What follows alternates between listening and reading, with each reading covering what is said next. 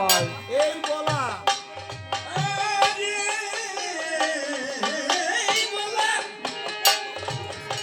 পাগলেরই প্রলাপ হয়। পাগল এই বলা কেবল ওই পাগলেরই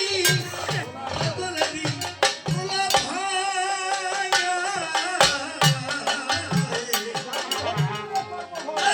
জানি ভোগে জীবে সে কেবল তার ওই সকল খোদা নাই, ওই সকল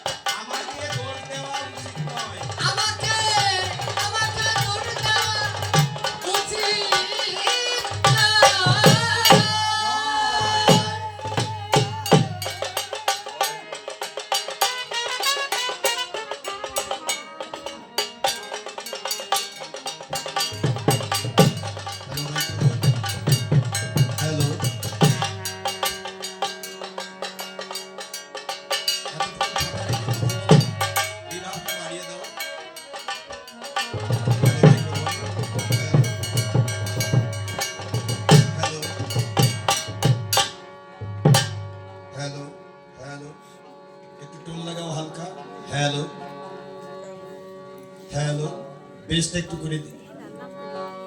হ্যালো মাইক্রোফোন, হ্যালো হ্যালো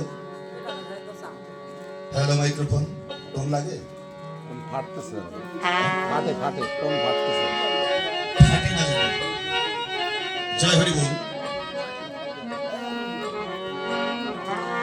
সম্মানিত সুধী কাব্যামদী ভক্তগণ, আমার ভক্তিমতী মায়েরা, আপনারা যে যেখানে আছেন, ধারে কিংবা দূরে, যেখান থেকে হোক মাইক্রোফোনের মাধ্যমে আমার এই কথাগুলি যাদেরই কর্ণগোচর হতেছে, আমি আপনাদের প্রত্যেকের চরণ পরে আমার ভক্তিপূর্ণ প্রণাম নিবেদন করছি। দয়া করে গ্রহণ করবেন।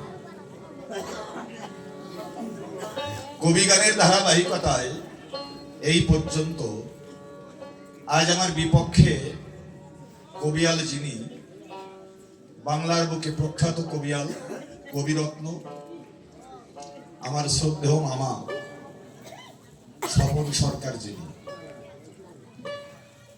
মামার সঙ্গে গান গাইতে আমার শক্তিতে কুলায় না কোনো মতে। মামা যখন আমাকে বললেন, আশুতোষ বাবা, আমার সঙ্গে তোমাকে আড়ুয়া কান্দি গান গাইতে হবে, মামাকে একটা কথাই বললাম, মামা যদি আমাকে চলে চালাবেন, আপত্তি নেই, আপনি বলছেন আমি তো না করতে পারি না। আজ আমার ভালো ভালো বিপক্ষে যে বাংলার বুকে একজন বড় কবিয়াল, এটা আমি অকুত ভয়ে বলিষ্ঠ কণ্ঠে আপনাদের এই জ্ঞানী সমাজে কথাটা উল্লেখ করলাম। আমি ধন্য এই জন্য যে মামা আমাকে এখানে এনেছে, মামার সঙ্গে গান গাইব, এটা আমার জীবনের বড় পাওয়া। পাশাপাশি বড় পাওয়া এই সমস্ত আসলে বড় বড় কবিয়াল যারা তারা চরম ধুলি রেখে গেছে।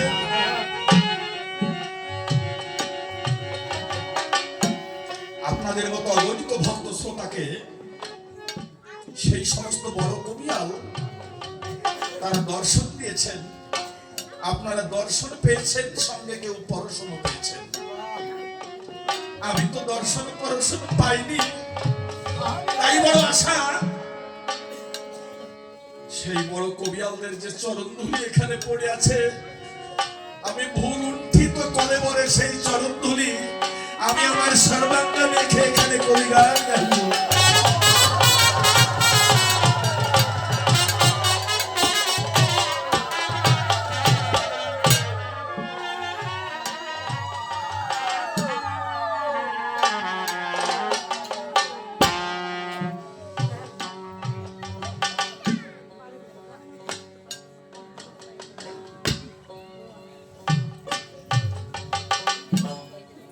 আমার মামা স্বপন বাবু যখন বললেন কোন বিষয়ের পরে আলোচনা হবে, একজন ভদ্রলোক এখানে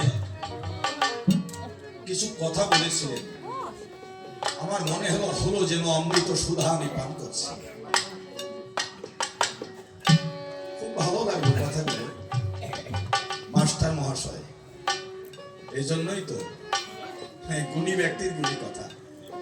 তো যাক, বাবুর কথা আমার কাছে যে কত ভালো লেগেছে এটা আমি আমার ভাষা দিয়ে বলতে পারবো না। শেষে সিদ্ধান্ত দিলেন সরকার মহাশয়, যে বিষয়ের পরে আলোচনা করলে আপনাদের ভালো হয়, আমরা ভালো শুনতে পারি, সেইভাবে আলোচনা করবেন, এই নিবেদন করবেন। মামা এখানে আলোচনার বিষয়বস্তু রেখেছেন সনক ঋষি এবং শ্রীকৃষ্ণ। স্বপন বাবু সনক ঋষির ভূমিকায় করে অভিনয় আমাকে শ্রীকৃষ্ণ শ্যামরায় পক্ষ দিয়ে, সনক ঋষির পক্ষ নিয়ে প্রশ্ন করেছে দান, ভগবান বুঝে নাও আমার কথার মর্ম, ঈশ্বর হলো নির্গুণ ব্রহ্ম, তুমি মানব আকারে জগতে এলে কেন? বেদের কথা দিয়েছে বক্তৃতা, আপনারা বসে বসে যোগ্য শ্রোতা, বিজ্ঞ শ্রোতা, অন্তরে নিয়ে ব্যাকুলতা, সনক ঋষির কথা অন্তরে করেছেন ধারণ। তাই তো, যে ঈশ্বর জন্মে না, যে ঈশ্বর মরে না, তিনি মানব আকারে কেন জগতের বুকে এলেন? কি কারণ? এই হলো তার প্রথম প্রশ্ন। আপনারা প্রশ্ন শুনে হয়েছেন উষ্ণ, সকলের মনই তো সতৃষ্ণ, পিপাসার্থ। কি জানি কখন জবাব বাড়ি পাবো, এই পিপাসা মিটাইব। তাহলে এই প্রথম প্রশ্ন দিয়ে নাই কিন্তু দাঁড়িয়ে এগিয়ে গেছেন কোথায়? দ্বিতীয় প্রশ্নে কি বলেছে? ডাক দিয়ে বলল, ভগবান আমি জানতে চাই তোমার সন্নিধান, এই রাধারানী কে, তার সঙ্গে তোমার সম্পর্ক কি? এই প্রেমকে কোন প্রেম বলে একটু বলবে খুলে? এর সঙ্গে আর একটু জড়াই দিয়ে গেছে যে তোমার উন্নত শির কেন তুমি নত করলে শ্রীমতী রাধা রানীর চরণ তলে?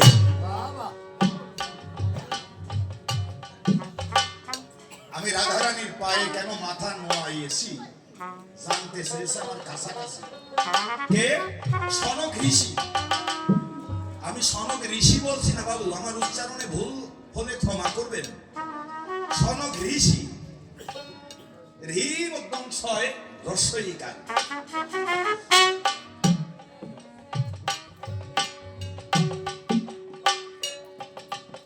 দুই নাম্বার প্রশ্ন দিয়ে থামে নাই, দিয়ে গেছে 3 নাম্বার ঘাই। ডাক দিয়ে বলেছে, আপনাদের ঠাই হে কৃষ্ণ কানাই, তোমাকে নিবেদন জানাই কৌরব আর পাণ্ডব। এই প্রশ্নগুলো পুনরুত্থাপিত হলে হয়তো কষ্ট পাবেন দিলে, আমি এখন আর ওদিকে না গিয়ে, মানে 3 নাম্বার প্রশ্ন দিয়েছে, 4 নাম্বার দিয়েছে, 5 নাম্বার দিয়ে তারপরে গেছে বিদায় নিয়ে। এই তো 2 নাম্বার পর্যন্ত হয়েছে। এবার আগে গান গাই, দেখি তার মনের জ্বালা মেটাতে পারি কিনা, একটু চেষ্টা চালাই। বাবা সনকৃষি করি না, জগতের বুকে যারা শ্রীকৃষ্ণের চরণে নিজেকে পূর্ণরূপে সমর্পণ করতে না পেরেছে, সে কখনো কৃষ্ণ কথা শুনে বুঝতে পারবে না, কিছু ধরে রাখতে পারবে না। তার জীবনটা অধঃপতিত হবে। যেখান থেকে এসেছে সেখানে আর ফিরে যাওয়ার পথও কখনো পাবে না। প্রশ্ন করেছে, আমরা জীব, আমরা কোথায় ছিলাম, কোথায় এলাম, আর এরপরে কোন সাধনায় কোথায় যাব? মনে আছে ভাবো?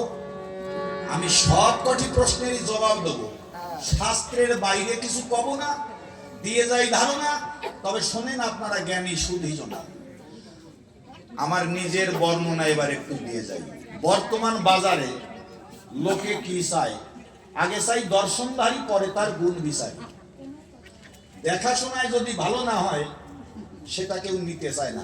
ইউরিয়া সার দিয়ে ডাটা তৈরি করে নিয়ে বাজারে যাবেন, লক লক করছে, চকচক করছে, আটি কত 10 টাকা, খুব বিক্রি হবে। সার না দিয়ে ডাটা শাক তৈরি করে নিয়ে যাবেন, পাতাটা কোকড়ানো, দেখতে ভালো না, ওটা কিন্তু বিক্রি হবে না। কথা নয় অসংগত, আমি হলাম সেই সার না দেওয়া ডাটার মতো। চকচকানি তো আমার ভিতরে নাই, গায়ের রং যা, আমার তো আর বলা লাগে না। ভূমিকায় ঠিক আছে বাবা, হ্যাঁ আজকে ভূমিকায় ঠিক আছে। ও ভূমিকায় ঠিক আছে, ভূমিকায় আমি কৃষ্ণ। কৃষ্ণ মানে কালা। আগে কিন্তু আমাকে দেখে সবার মনে ধরবে জ্বালা, কিন্তু এটা আমার কবি গানের পালা। মা, আমার কয়েকটা কথা দিয়ে আপনাদের মনে লাগাতে চাই দোলা, একটু ধৈর্য ধরবেন, সময় দিবেন, এই মাত্র নিবেদন রাখবেন। আপনাদের চরণে জানাই, রসিকতা বা অন্য কথা বেশি না বলে যাই কাব্যের ভিতরে চলে। সনক ঋষি কি বলে সেই প্রশ্নের যথাযথ চেষ্টা দেওয়া, যথাযথ জবাব দেওয়ার একটু চেষ্টা করে যাই। বাবা, তোমাকে করি মানা, এই সনক, সনাতন, সনন্দ, সনত কুমার, এরা যে ছিল ব্রহ্মার প্রথম 4টি নন্দন, এদের কি বলা হয়? বুঝাই দিয়ে কাব্যের সূত্র, এরাই কিন্তু প্রথম ব্রহ্মার মানস পুত্র। 4 জনে কিন্তু ভরে না ওনার বাবার মন। মনে করে, ভাবো না এই 4টি ছেলে পেয়ে আমার মন ভরে না, কষ্ট পাবেন না। আগের দিনে মানুষের ছেলে মেয়ে কতগুলো ছিল, যৌবন যতদিন থাকতো ছেলে মেয়ে অতলেই থাকতো। কথাটা মিথ্যা না ভুল বলতেছি? বন্ধ কল ছিল না, 10টা 12টা 15টা 16টা 18টা থাকতো না সন্তান? আমার কথায় মায়েরা আপনারা কেউ কষ্ট পাবেন না, আমি এটা কিন্তু রসের কথা বলছি না। এখন ওনার বাবার যখন এতে মন ভরে না, মনে করলো ভাবো না আমি আরো পুত্র চাই, কথাটা বলা ভালো। এরপরে 10 জন পুত্র পেল, ব্যাস, ভৃগু, নারদ, পৃথু ইত্যাদি ছিল না 10 জন। এই হলো কত? আগের 4, পরে 10, কত হলো? 14। এ তো হলো 14। এখন ব্রহ্মা এই 14টা ছেলের ভিতরে এই যে সনক ঋষি বলে যারে ব্রহ্মার মানস পুত্র, এ কথা মিথ্যা নয়। আমার কাছে জিজ্ঞাসা যেভাবে করেছে, আমি আজ কৃষ্ণের ভূমিকায় দাঁড়িয়ে আপনাদের কাছে জবাব করব দান। বাবা করি মানা, জীব যেখানে ছিল সেখানে যদি ফিরে যেতে হয়, একমাত্র শ্রীকৃষ্ণ চেতনা ভিন্ন সেখানে ফিরে যাওয়া জীবের পক্ষে দায়। এই জন্য গীতায় সর্বধর্মান পরিত্যাজ্য মামেকং শরণং ব্রজ অহং তং সর্ব পাপেভ্যো মোক্ষয়িষ্যামি মা শুচি। আর ওই কথা কেন বলেছি ওটার জবাব দিব। যে যথমাং প্রপদ্যন্তে তানস তথৈব ভজম্যহম মম বর্তানুবর্তন্তে মনুষ্য পার্থ সর্বস্ব। কেন এই কথার সঙ্গে ওই কথার একটু গড়মিল আছে? ওটা তোমার মাথার ভিতর ঢুকেছে, গড়মিল আছে। আমি বলি তোমার ঠাই আমি কৃষ্ণ সত্য করে বলছি, ওই কথার এই কথার ভিতরে কোনো তারতম্য বা ব্যবধান বলে কোনো কিছু নাই। নাই। আগে একটা কথা শোনাই, এটা শোনো, তারপরে কিছু মনে মনে করো।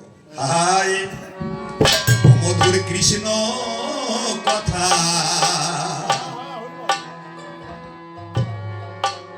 শেখে নিজে শিক্ষিত সে নয়। হরি বল। গানের প্রথম কথাটা কি বলা হয়েছে বাবু? মধুর কৃষ্ণ কথা শেখে নিজে শিক্ষিত সে নয়। আমার এই কথা শুনে আপনারা কেউ এমন ভাববেন না মনে যে কৃষ্ণ কথা না জানলে সে অশিক্ষিত। আমি এত লেখাপড়া শিখলাম, পণ্ডিত হলাম, কিন্তু কৃষ্ণ কথা ভালো বলতে পারি না, তাই বলে আমি শিক্ষিত নই। বুঝাইতে কাব্যের বারতা, এটা হলো শাস্ত্রীয় কথা।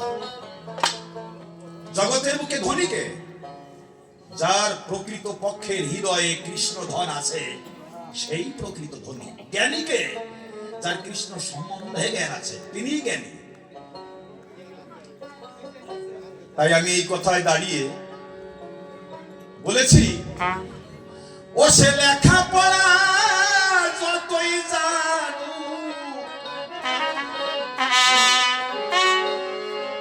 আরে ও সে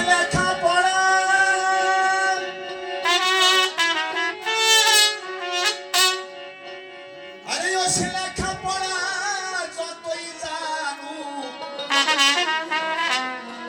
তাতে কি বা আসে যায়। ও মধুর কৃষ্ণ কথা শেখে নিজে শিক্ষিত সে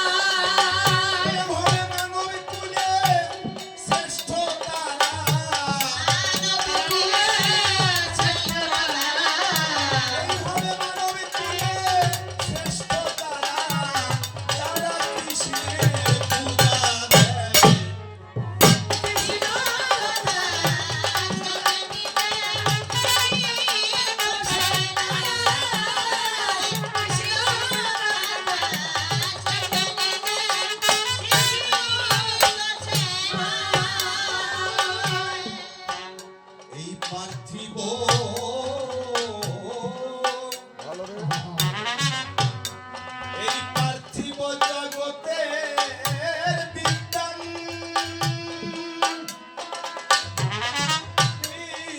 বিদ্যান ওরে তারা জানে ভূগোল ইংলিশ বিজ্ঞান পরকালের আলোর সন্ধান তাদের পাওয়া যায়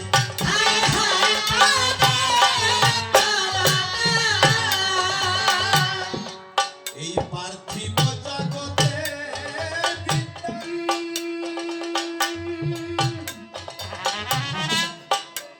পার্থিব জগতে বিদ্যান ওরে তারা জানে ভূগোল ইংলিশ বিজ্ঞান পরকালের আলোর সন্ধান তাদের পাওয়া যায়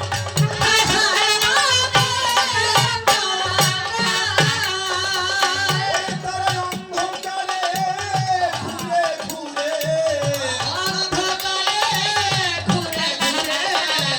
তারা অন্ধকারে ঘুরে ঘুরে জীবন কাটায় ব্যর্থতায়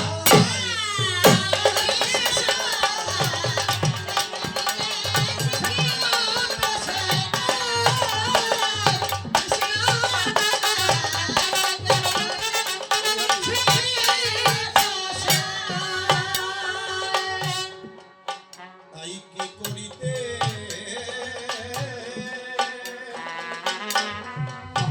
কি করিতে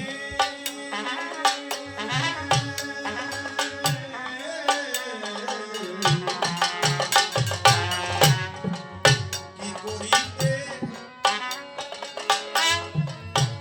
এইভাবে এলি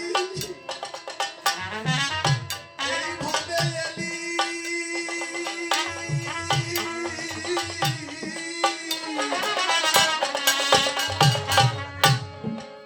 আরে ও তুই কি করিতে কি করি আহা, দুর্লভ মানব জনম পেলি ওরে দুরাশয়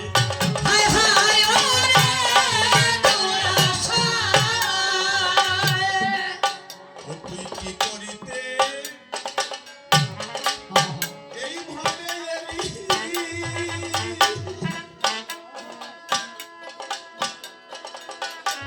এইভাবে এলি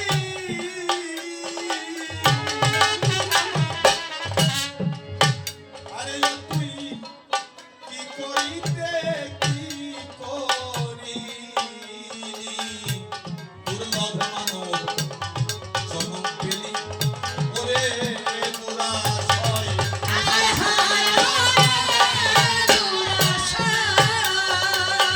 ও কেন ভজলি না সেই রাধা কৃষ্ণ কেন ভজলি না সেই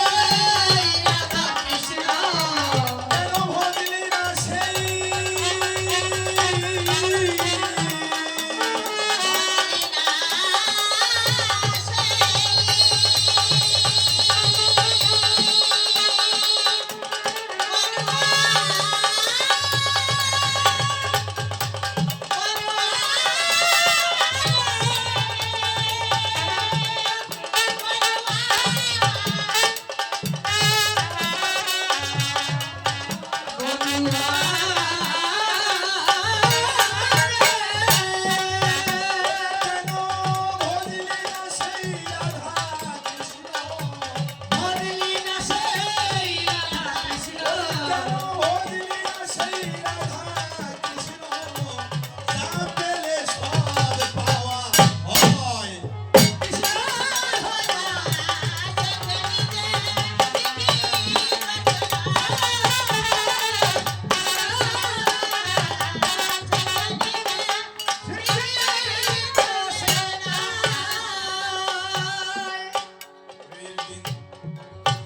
এদিন আসু বলে